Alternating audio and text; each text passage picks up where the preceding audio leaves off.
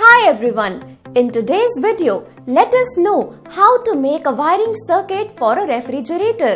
Objectives: at the end of this video, you will be able to trace the electrical wiring circuit in refrigerator system. Let us collect the tools and equipment required to do this exercise. Trainee's toolkit 1 set. Line tester 1 number. Nose plier 1 number. Test cords 5 meters. Test lamp 1 number. Soldering iron 1 number. Multimeter 1 number. Clamp meter 1 number. Fin straightener 1 number.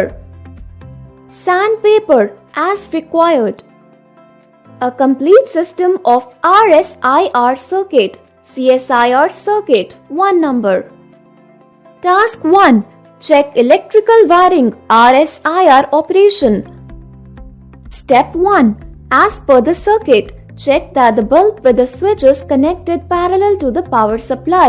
The purpose of this switch is to detect when the refrigerator door is opened or closed. Step 2. Check that the protector is connected with the phase terminals of the power supply in series to the compressor along with the relay. The overload protector is connected in series with the compressor. It is part of the electrical circuit that provides power to the compressor motor. These devices are designed to protect the compressor, which is a critical component in the refrigeration system. The overload protector may have a manual reset button. If the protector trips, the manual reset button needs to be pressed to restore power to the compressor. Step 3. Check that the overload load protector is connected to the current relay contacts as per the circuit diagram. In a refrigerator system, the overload protector and the current relay work together to protect the compressor and ensure efficient operation. The current relay is another device connected in series with the compressor. It is responsible for controlling the starting and running of the compressor motor.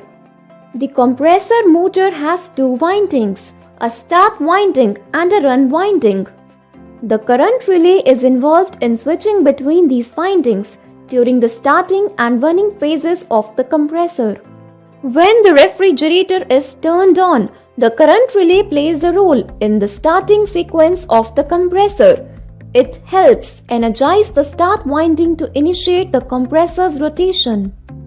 Once the compressor is up and running, the current relay may switch to the run winding for continued operation.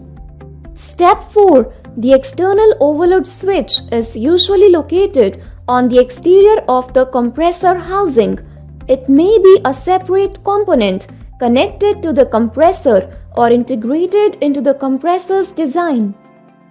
It interrupts the flow of electrical current to the compressor when it senses that the temperature or current draw is reaching unsafe levels. Step 5. In a refrigerator system with RSIR, relay start induction run compressor, the thermostat is a key component in controlling the temperature inside the refrigerator.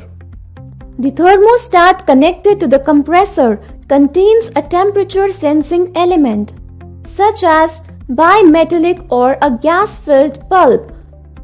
Volatile liquid filled. This element responds to changes in temperature inside the refrigerator. In a refrigeration system, the thermostat is used to control the internal temperature by regulating the operation of the cooling system. When the temperature sensed by the thermostat deviates from the set point temperature, the thermostat sends a control signal to the cooling system and cuts off the compressors. The thermal bulb of the thermostat may indeed be located on the back side of the evaporator coil. There are 3 names for this element. Number 1. Sensing bulb. Number 2. Remote bulb. Number 3. Feeler bulb. The thermal bulb is a small sealed chamber attached to the thermostat. usually located within the refrigerated space or in close proximity to it. Inside the thermal pulp is a volatile liquid such as refrigerant or a similar substance with high thermal sensitivity. Check the electrical wiring CSIR operation. Step 1. In the CSIR, capacitor start induction run motor refrigeration system, a door bulb with a control switch is connected in parallel to the power supply.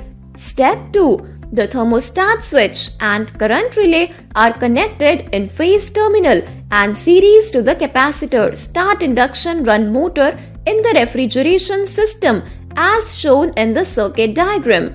Step 3. In CSIR, identify the starting and running winding of the motor by measuring the resistance values using a multimeter. Step 4.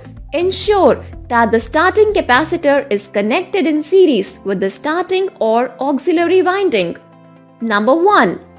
The capacitor helps create an artificial phase shift, allowing the motor to generate a starting torque. Without a capacitor, a single phase motor fails to start.